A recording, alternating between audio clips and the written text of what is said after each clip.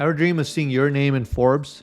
What if I told you that there was a hidden back door to becoming a Forbes contributor? Forbes Councils, the Business Council, the Tech Council, and others are your ticket to publishing on the most prestigious platforms in the world. But there's a catch. They're notoriously hard to get into. In this video, I'll share 7 key insights that will tell you everything you need to know about getting into those Forbes Councils and publishing on Forbes. These key insights will help you skyrocket your authority and help open doors for you that you never thought possible. And because I know your time is valuable, I've got a special hack for you. Stay until the end, and for those committed viewers that watch till the end, I'll reveal a secret that can help you bypass the high barrier to entry on these councils. Ready to unlock the power of Forbes and transform your professional profile? Let's dive in. So number 1, let's get an introduction to Forbes Council itself. What the heck is it? Forbes Council is an invitation-only community for executives, business owners, and key players in different industries to come together and share their experience. They've got councils for all sorts of different categories, including business council, agency council, communication council, tech council, you name it. You can get a whole list of those councils by simply Googling Forbes Council and goes to a page where they've got listed various different councils that are available. The goal of these councils is for these experts to come together and contribute authoritative content on Forbes to provide value to an audience that might be interested in that kind of content. As an example, in the Forbes Technology Council, technology executives and technology experts, tech co-founders are invited. It's a very hard barrier to get in, but there's a process that I'll be sharing in this video for you to apply. Once they're invited to share their content through contributing to the Forbes site itself. Those articles are published with the aim to help other people that are looking for tech-related content that is published on Forbes. So it makes you an authority that is now published on Forbes. Let's say you're building a project in the Web3 space. If you're building a project in the financial sector or the art space, you can publish your articles about the topics and the problems you're solving on Forbes, further creating a massive backing and authority and credibility for your specific problem that you're trying to solve with your project. That gets to point number 2, which is the benefit of publishing on Forbes. Yes, what I mentioned previously is by joining the Forbes Council, you actually get to publish on Forbes.com itself.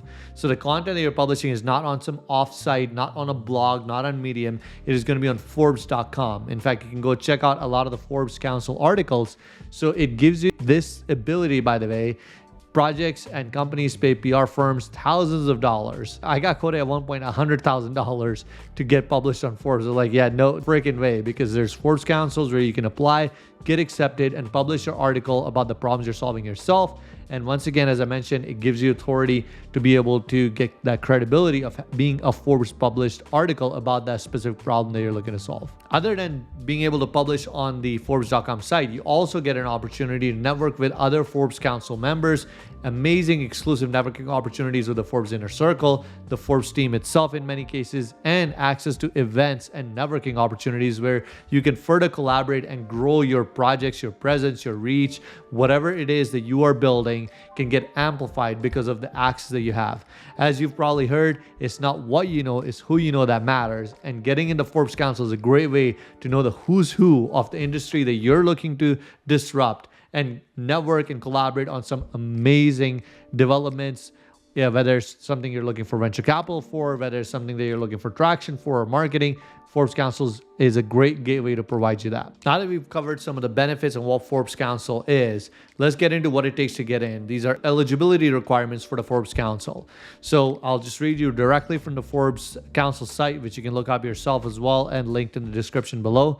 So you need to be an executive or a co-founder or a chief decision maker such as president, CEO, executive director at a company. The second qualification is that you must have a qualifying business that should have generated at least $1 million in annual revenue, or it should have raised $1 million in institutional funding. So crypto projects that raise a couple of $1 million do not qualify. You need to have institutional funding, or you need to have $1 million in annual revenue. So if you meet one of those criteria, now, as I mentioned, it's a higher barrier to entry, but if you stay till then, I'm gonna have a sweet hack for you to bypass this barrier and give you a greater chance of getting accepted into the Forbes Council. The third and some of the most overlooked requirement is you must be in a market that Forbes Council operates and accepts contributors from. So these markets are typically North America, Europe, certain parts of Asia. If you're in a market that doesn't accept the Forbes Council members, which is also listed on their site, then there's no point in applying because it just won't work for you. Point number 4 is the application process. The application process is actually quite straightforward,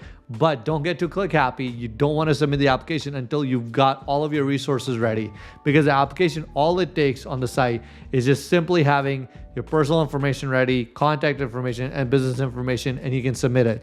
But if you submit it before you've got all the resources ready, you're very likely going to get denied. So what are those resources? It's not just the requirement of the business that you need to meet. You also need to keep in mind some other criteria that Forbes will be reviewing, such as social proof, right? So if you say that you're going in for a technology council, your social proof should represent that. Your Twitter, your GitHub, if you have a website, that does help a lot. If you have a general social profile on LinkedIn, it should reflect that you already have a history of writing articles and publishing quality content about technology and adding value to the technology audience. Otherwise, if you're somebody that no one's ever heard of, you've got no content out there, then your chance of getting accepted in the Forbes Council are very small. So to increase your chances, you want to make sure that you take the time before you apply to build an online profile. Build a profile on LinkedIn, build a profile on GitHub. Especially if you're tech related, you should have a GitHub that you are publishing on, that you're writing on issues. You should also be posting on X. You should have a blog already going, whether it's on Medium or Substack.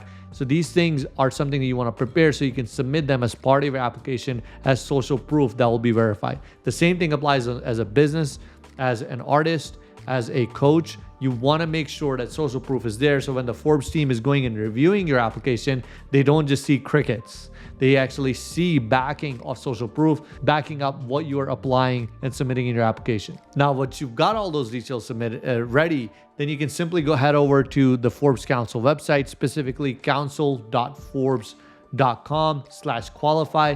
Scroll down to the bottom and there's an application link right there. It's a simple form. Submit all your information over there. And then in the section where it talks about tell us why you should be considered for the Forbes Council, that's where you want to provide your social proof. You want to provide any articles where you've been published in other places. You want to provide any impact you've made in the space. If you made any talks, any contributions in the public sector, you want to share all of that. And the more material you can provide to back up social proof to say that you are actually an authority that deserves to be on Forbes, the higher your chance of getting accepted into one of the councils. Now, if you're enjoying this video so far, you can take a moment to like this video. It lets the YouTube algorithm know that other people that are searching for similar information may also find this video helpful. While you're at it, you can also subscribe to the channel and perhaps turn on notifications so that you get the latest videos that I release in the future as soon as I release that content, and you may find that helpful as well. Now let's get into point number 5. So we're going to cover strategies for successful publishing. You've applied to the Forbes Council, you've gone through the process. It usually takes them about a couple of weeks to review. You hear back, you've been accepted in the council, time to celebrate. Now that you're on the council and you get your ability to contribute and publish on Forbes.com as a council member, here are some strategies for successfully publishing on the Forbes.com site and making sure that you're adding value to the audience. Now, this topic is grand enough that it can be a whole video in itself, but the 3 key things that I want to focus on here is making sure that you take time to understand the Forbes writing guidelines, their content guidelines, and specifically that you are able to choose topics that resonate with the Forbes audience. And then the third one is understanding the best practices for the writing structures in the article. It kind of relates to the content guideline, but we'll get into each one of them specifically. So before you go out and just publish an article and just go forward with it, there's certain guidelines in regards to backlinks and structure of the article and what you can and cannot contribute. This is provided to you as a council member. You can look this up on Google. You can chat GPT it. AI is a great resource these days for looking up this information. So you want to make sure that you're compliant with those guidelines, because the last thing you want is that you get accepted into the Forbes Council. You can finally publish on Forbes.com and then you get kicked off because of non-compliance with the guideline, or you get a red flag as a result of non-compliance. So make sure you understand the content guidelines. The second is choosing a topic that resonates with the Forbes audience. So it's a certain kind of an audience that is going to come and read articles on Forbes versus reading posts on X.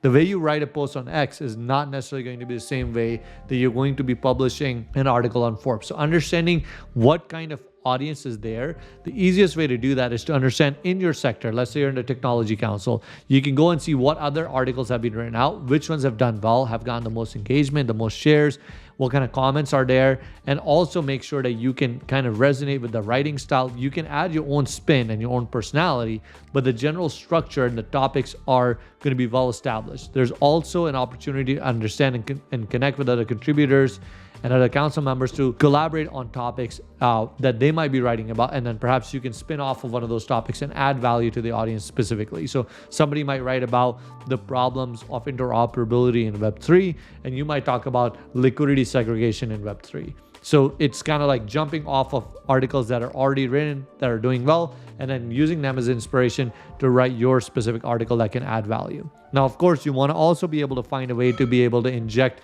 your specific article that helps with your project's value that you're trying to solve, but you don't want it to turn into a shill site. You don't want it to be constantly marketing your specific project. You're there as an authority. You want to make sure that you're able to highlight good content and then circulate in benefits of your specific project or movement or whatever you're working on in the middle of those articles where it makes natural sense. As far as structuring your article, you want to kind of look at the structure of defining an article with a hook at first. Start with something interesting. Start with something that's going to intrigue the user, the reader, and get their attention to click on the article. And then as you've got their attention, click on the article.